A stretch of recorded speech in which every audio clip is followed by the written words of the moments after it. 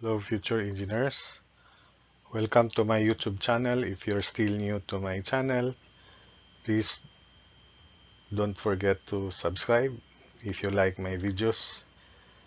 And I hope that you really like my videos because this work is very, very tedious and very, very tiring on my part. And to keep me going and refreshed or energized and inspired, please share my videos to your friends and to your friends' friends, especially those who haven't yet discovered my channel.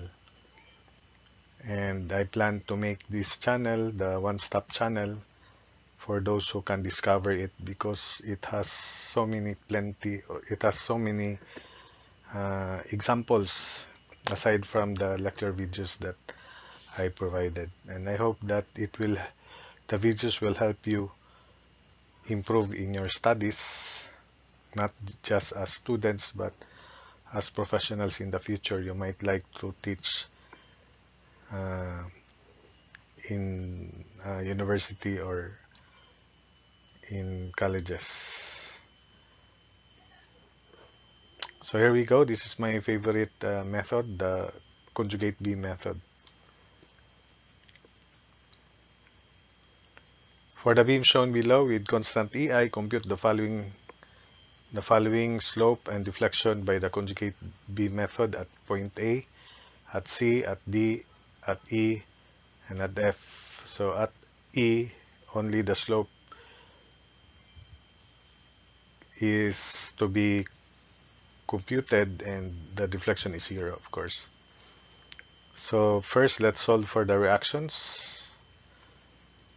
So summation moment is 0, clockwise positive. So By times 10 plus 90 plus 90 plus 15 times 3 times 1.5, then minus 50 times 6, which is this, then minus 30 times 12. Then By is 50.25 kilonewtons.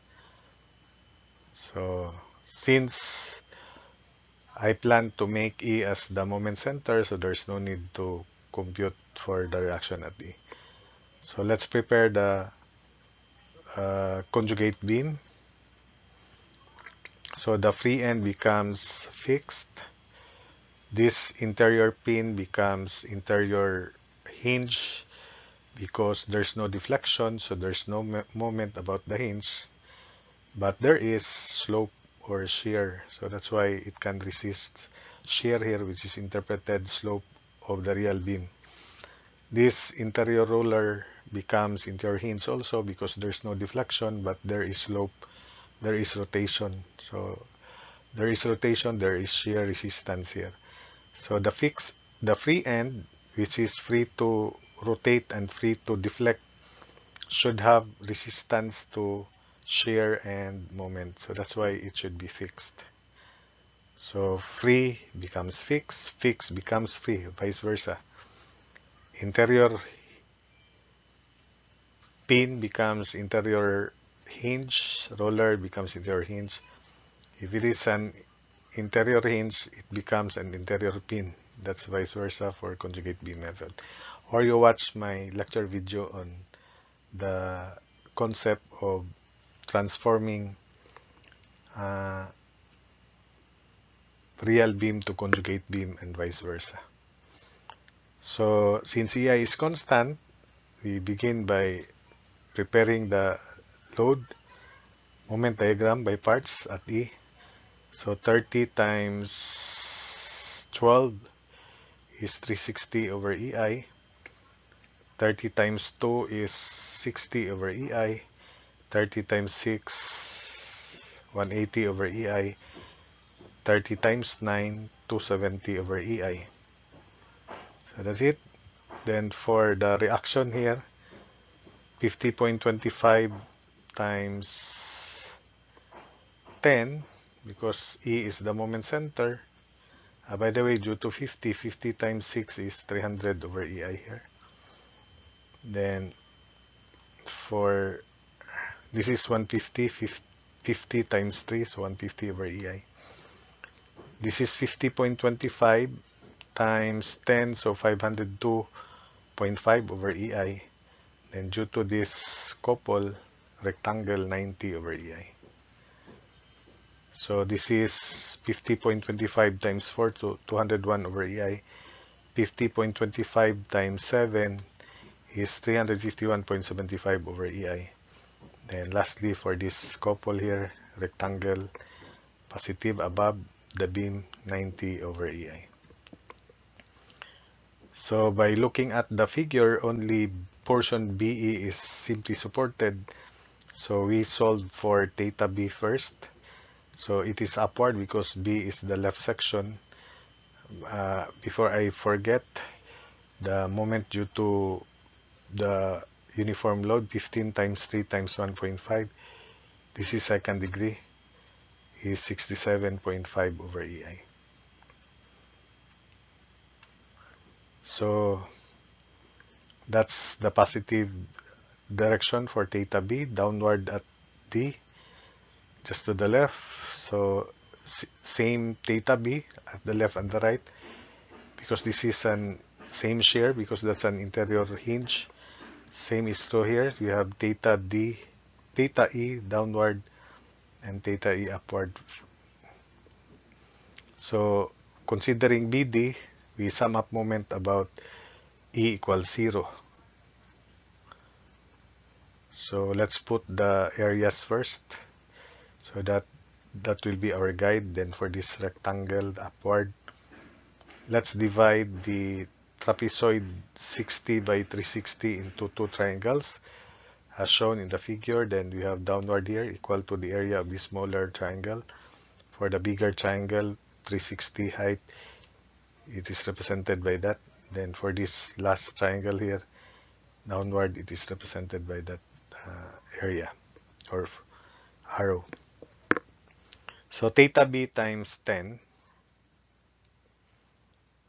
then plus this area, which is 0.5 of 10 times 502.5.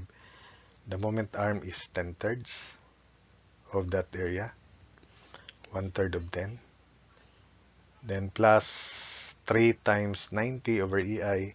The moment arm is 1.5, half of 3. 3 times 90 over EI times 1.5. Then minus this area here of triangle, 0.5 of 10 times 60 over EI. 0.5 of 10 times 60 over EI. 2/3 of 10 is 20 over 3. Moment arm. That's 2/3 of 10. Then for this bigger triangle, minus 0.5 of 10 times 360 over EI, 1/3 of 10 or 10/3 moment arm. Then minus 0.5 of 6 times 300 over EI, 1/3 of 6 is 2 moment arm. Then from here we can solve theta B using your calculator there. Theta B is equal to positive 102 over EI. So having found theta B, let's remove these forces. Let's consider BC. To solve for, no, let's consider AB first. To solve for theta E and deflection at A, A is required. So this is positive theta A, positive delta A is clockwise.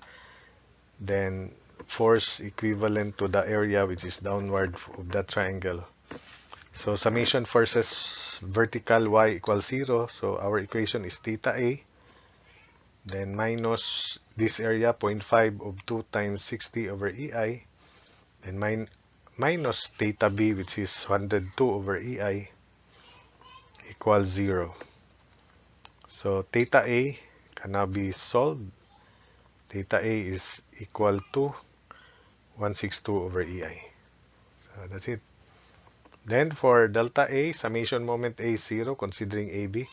So delta A, then plus this area, 0.5 of 2 times 60 over EI. Moment arm is 2/3 of 2, so 4/3. Then plus theta B, which is 102 over EI times moment arm 2 at A. Then equals 0, so delta A is negative 284 over EI. So next we proceed by considering point C, B and C. So let's remove the unimportant areas because you might be confused. So just consider this portion. Let's apply the positive theta C, which is downward. Let's divide the trapezoid 60 by 80 into that triangle, two triangles. That's theta C, then counterclockwise delta C. First for delta C, so equivalent area of this triangle upward, this one downward, then this one downward. Summation forces y equals 0, considering portion BC. So theta B, which is 102 over EI, then plus this area, which is 0.5 of 4 times 201 over EI, then minus this area of triangle, 0.5 of 4 times 60 over EI, then minus the area of this bigger triangle, 0.5 of 4 times 180 over EI, then minus theta C equals 0. So from here we can solve theta C using your calculator. Theta C is equal to 24 over EI. Then we proceed to D. So let's remove unimportant forces. So sorry, summation moment about C, but let's compute delta C first. So these terms must be coupled with moment arms. So theta B 102 over EI times 4, then plus this area, moment arm is 4/3, so copy, then moment arm times 4/3, then minus this area, the moment arm is 2/3 of 4, so 8/3, so minus 0.5 times 4 times 60 over EI times 8/3. Then minus this area, moment arm is 1/3 of 4, so 4/3.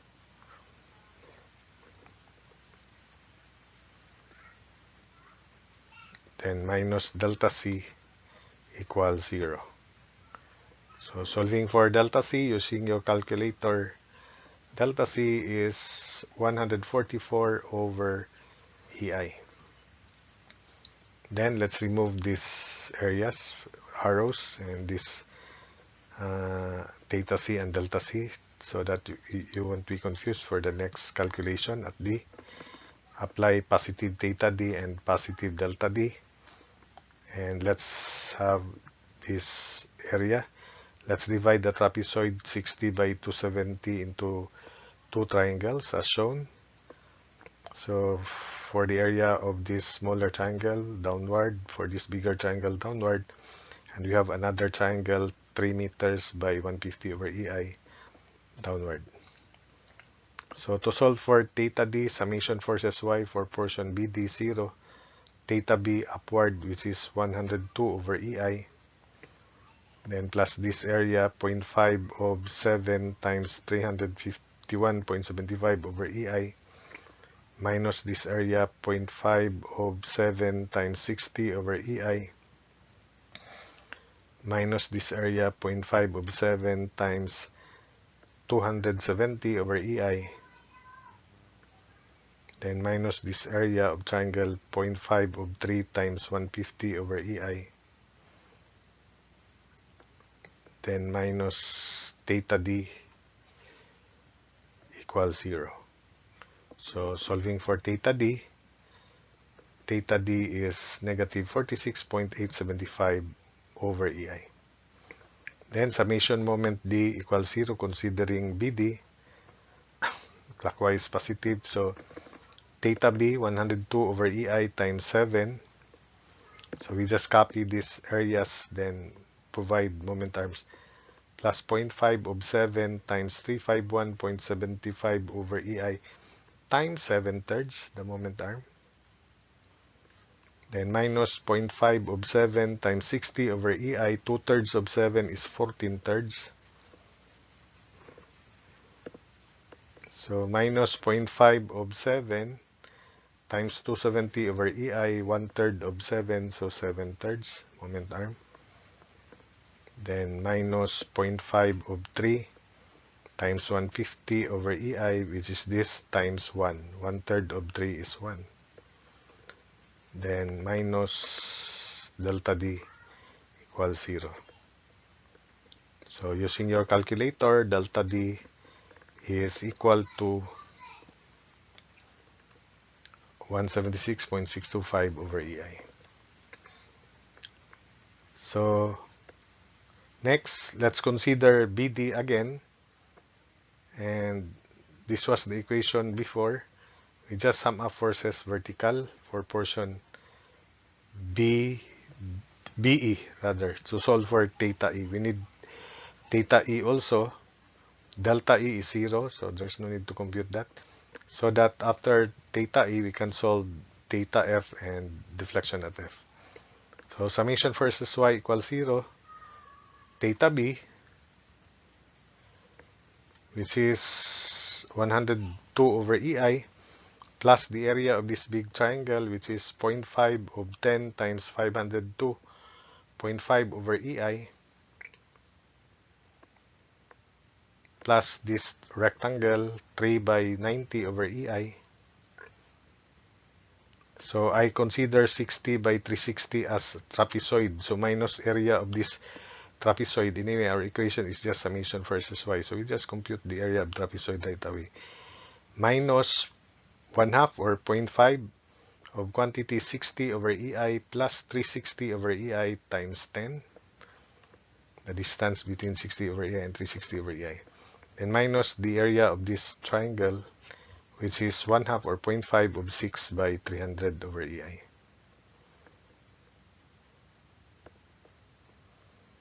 Then minus theta E equals 0. So solving for theta E using your calculator, theta E is equal to negative 115.5 over EI. Then we consider EF. So positive theta F is downward and counterclockwise positive delta F. So to solve for theta F, considering EF, the force, the area is downward here. Summation versus Y equals 0. So theta E, which is negative 115.5 over EI, minus the area of the second degree curve is 1/3 of 3 times 67.5 over EI. Then minus theta F equals 0. So theta F is equal to negative 183.0 over EI. Finally, summation moment F equals 0. So we copy these terms. We just provide moment arms. So negative 115.5 over EI times 3. Then minus 1/3 of 3 times 67.5 over EI times 2.25. 2.25 because this is 3/4. 3 over 4. 0.75, so it's the distance of the centroid of area from the right is 3 minus 0.75, so 2.25. Then minus delta F equals 0. So we can now solve delta F from this equation. Delta F is negative 498.375 over EI. So that's it for this problem.